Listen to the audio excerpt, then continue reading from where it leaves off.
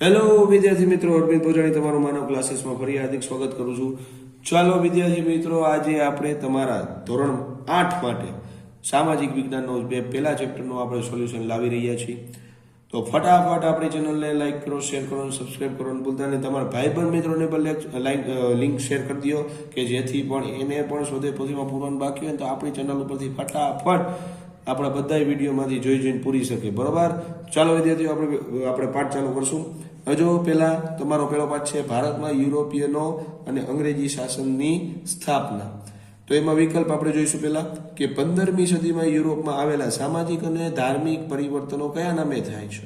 તો ભાઈ નવ જાગૃતિના નામે થાય છે. વાસ્કો દ ગામા ક્યાંનો રહેવાસી હતો?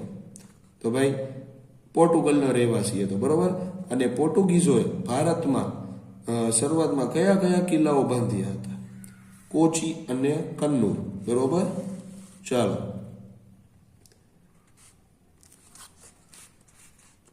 હવે ભારતમાં પોર્ટુગીઝોની રાજધાની કઈ હતી? ગોવા. પોર્ટુગીઝોએ જીતેલા પ્રદેશોનો સાચો ક્રમ જણાવવાનો છે. તો પોર્ટુગીઝોએ સૌપ્રથમ પહેલા ગોવા જીત્યું હતું, પછી વસઈ, પછી દીવ અને દમણ. હવે ગોલકોંડાના શાસક પાસેથી ફરમાન મેળવી મછલીપટ્ટમમાં પોતાનું સ્થાન જમાવનાર યુરોપિયન પ્રજા કઈ હતી? બરોબર, તો અંગ્રેજ અને ડચ. બરોબર, આનું ધ્યાન રાખવાનું. બંગાળમાં અંગ્રેજોએ ખાલી નદીને કિનારે વેપારી કોઠી સ્થાપી. તો હુગલી નદીના કિનારે. બરોબર, ભારતમાં આવેલ યુરોપિયન પ્રજાઓ માટે નીચેનામાંથી કયો ક્રમ સાચો છે? તો ભાઈ આ ક્રમ સાચો છે. પોર્ટુગીઝો, ડચ, અંગ્રેજ અને ફ્રેન્ચ. ઈસવીસન ખાલી જગ્યામાં અંગ્રેજોએ બંગાળમાં પોતાની પ્રથમ કોઠી સ્થાપી.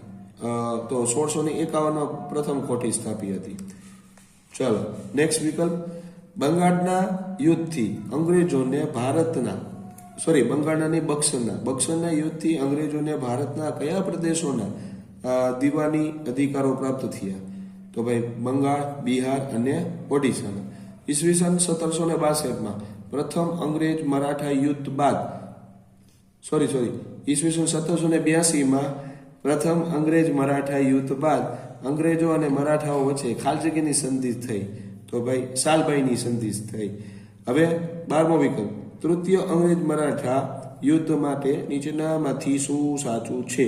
તો એમાં 3 તમને વિકલ્પ આપેલા છે કે ભાઈ પેશાવરની મરાઠા સામ્રાજ્ય પર પુનઃ સત્તા આવી અને પેશવાએ પેશવાને બિઠુર મોકલી દેવાયા. પછી વિધ્યાંચલથી દક્ષિણના બધા ભાગ પર કંપનીની સત્તા સ્થપાઈ. તો એના માટે તમને ઓપ્શન દીધા. આમાં કયું સાચું છે? પહેલું સાચું છે, બીજું સાચું છે, પહેલું અને ત્રીજું સાચું છે કે બીજું અને ત્રીજું? તો આપણે વિકલ્પમાં જવાબ આવે છે બીજું અને ત્રીજું સેન્ટેન્સ સાચું છે.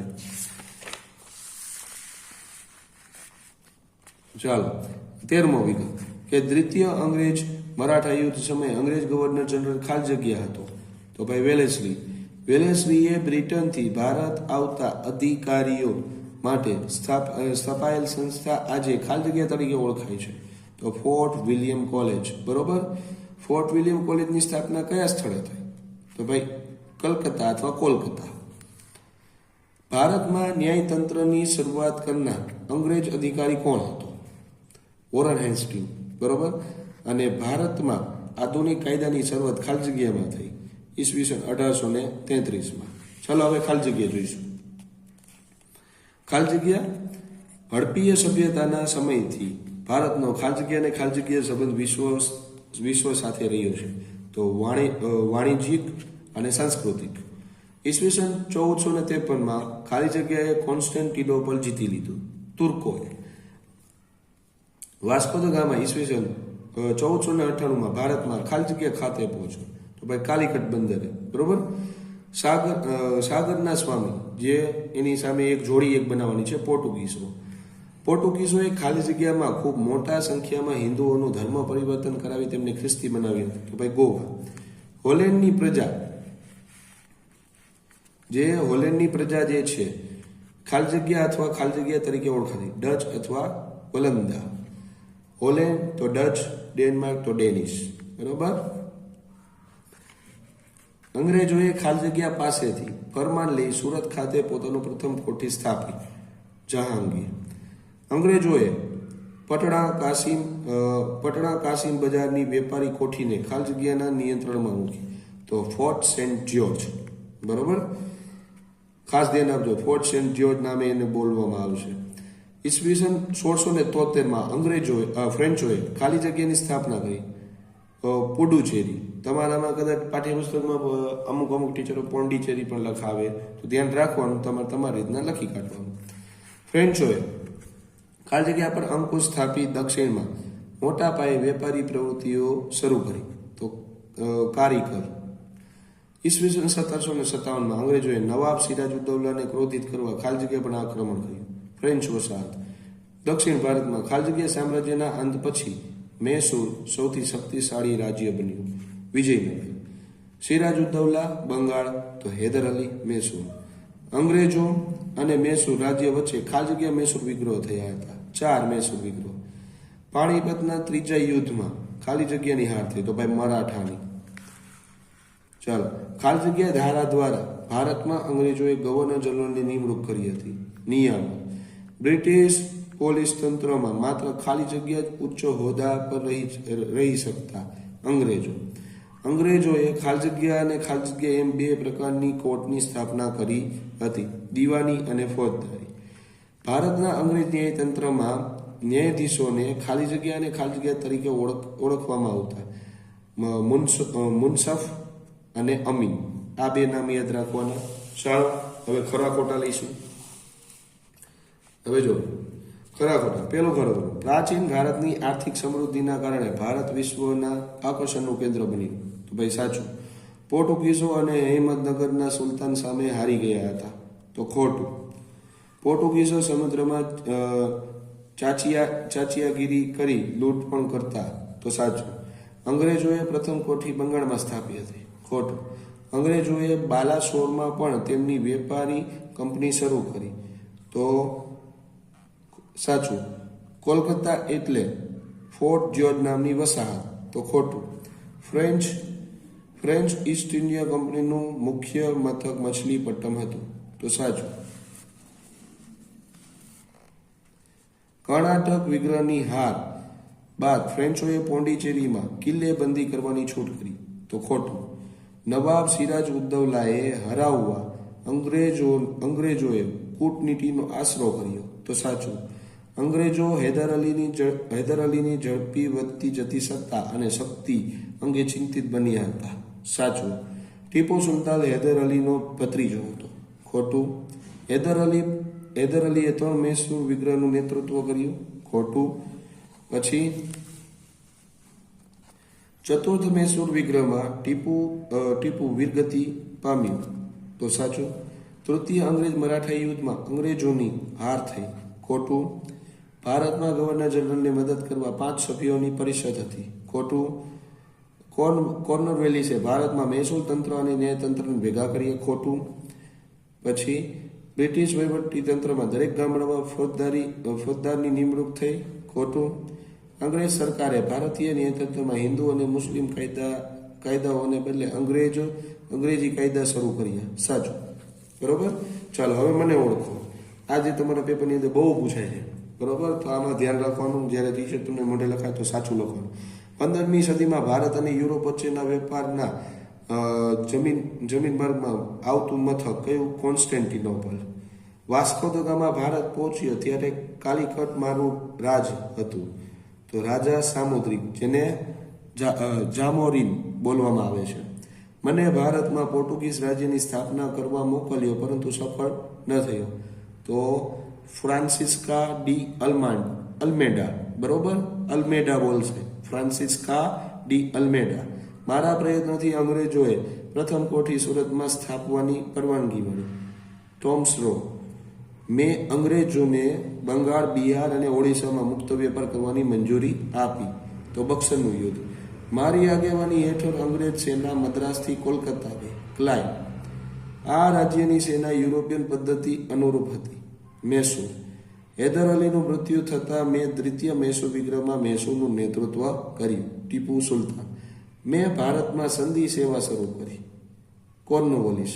મેં અંગ્રેજ શાસન દરમિયાન ભારતમાં ન્યાયતંત્રના ઘણા બધા ફેરફાર કર્યા. તો ભાઈ વોરન હેસ્ટિંગ. ચાલો હવે આપણે લઈશું 1-2 વાક્યના ઉત્તર. ભારતમાંથી યુરોપમાં કઈ વસ્તુઓની નિકાસ થતી હતી? તો ભાઈ સુતરાઉ કાપડ, રેશમી કાપડ, મરી મસાલા, તેજાના, ગળી, સુરોખાર, ઇમારતી લાકડા અને અફીણ, આ બધાનો નિકાસ થતો હતો. યુરોપના કયા કયા રાષ્ટ્રોએ ભારત આવવાનો જળમાર્ગ શોધવા કમર કસી નાખી? તો યુરોપના પોર્ટુગલથી સ્પેન, હોલેન્ડ જેવા રાષ્ટ્રોએ ભારત આવવાનો જળમાર્ગ શોધવા કમર કસી હતી. ચાલો ત્રીજો પ્રશ્ન, ભારતમાં પોર્ટુગીઝ રાજ્યની સ્થાપના કોણે અને કેવી રીતે કરી હતી? તો પોર્ટુગીઝ વાઇસરોય અલ્ફાન્સો ડી અલ્બુકે ગોવા સહિત કેટલાક બંદરો જીતી લીધા અને ભારતમાં પોર્ટુગીઝ રાજ્યની સ્થાપના કરી. હવે ડેનિશ પ્રજાએ ભારતમાં ક્યાં પોતાની કોઠી સ્થાપી? તો ભાઈ શ્રીરામપુરમાં, એને બંગાળના શ્રીરામપુરમાં કોઠી સ્થાપી હતી. ચાલો હવે ઈસ્ટ ઇન્ડિયા કંપનીની સ્થાપના ક્યાં, ક્યારે અને કેમ થઈ? તો ઈસવીસન 1600માં ઇંગ્લેન્ડમાં ઈસ્ટ ઇન્ડિયા કંપનીની સ્થાપના કરવામાં આવી, જેને મુખ્ય હેતુ પૂર્વના રાષ્ટ્રો સાથે વેપાર કરી તેમાં એકાધિકારી સ્થાપવાનો હતો. રેડી? હવે ફ્રેન્ચ ઈસ્ટ ઇન્ડિયા કંપનીની સ્થાપના ક્યારે થઈ? તો ઈસવીસન 1664માં તેની સ્થાપના થઈ. ચાલો ફ્રેન્ચો અને અંગ્રેજો વચ્ચે ભારતમાં થયેલા યુદ્ધો કયા નામે ઓળખાય? તો ભાઈ કર્ણાટક વિગ્રહો નામે ઓળખાય છે. કયા યુદ્ધના પરિણામ સ્વરૂપ બંગાળમાં દ્વિમુખી શાસન પદ્ધતિ અમલમાં આવી? તો બક્સરના યુદ્ધના પરિણામ મુજબ તો બંગાળમાં દ્વિમુખી શાસન પદ્ધતિ અમલમાં આવી. હવે તૃતીય મૈસૂર વિગ્રહનું પરિણામ શું આવ્યું? તો એનું જે પરિણામ જે આવ્યું તો એમાં શું કીધું? મૈસૂર વિગ્રહમાં મૈસૂરના સુલતાન ટીપુની હાર થઈ અને ભયંકર એમાં હાનિ પણ થઈ હતી. હવે ચતુર્થ મૈસૂર વિગ્રહનું પરિણામ શું આવ્યું? તો ચતુર્થ મૈસૂર વિગ્રહમાં ટીપુ વીરગતિ પામતા અંગ્રેજોની જીત થઈ અને અંગ્રેજોએ મૈસૂરનું રાજ્ય અગાઉના વાડિયા રાજવંશને સોંપ્યું અને તેમના પર સહાયકારી સંધિ પર લાદવામાં આવી હતી. હવે દ્વિતીય અંગ્રેજ મરાઠા યુદ્ધના પરિણામ જણાવો. તો દ્વિતીય અંગ્રેજ મરાઠા યુદ્ધના અંગ્રેજોની જીત થઈ. વેલેસ્લીએ મરાઠાઓ પર અંગ્રેજોની આણ વર્તાવી દીધી અને આ યુદ્ધના પરિણામ સ્વરૂપ ઓડિશા અને યમુનાના ઉત્તરે આવેલા આગ્રા અને દિલ્હીના ક્ષેત્રો અને અંગ્રેજોના કબજામાં એને આવ્યા. બરોબર? ચાલો નેક્સ્ટ પ્રશ્ન જોઈશું.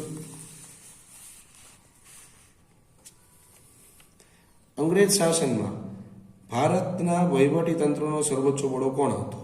તો અંગ્રેજ શાસનમાં ભારતના વહીવટી તંત્રનો સર્વોચ્ચ વડો ગવર્નર જનરલ હતો.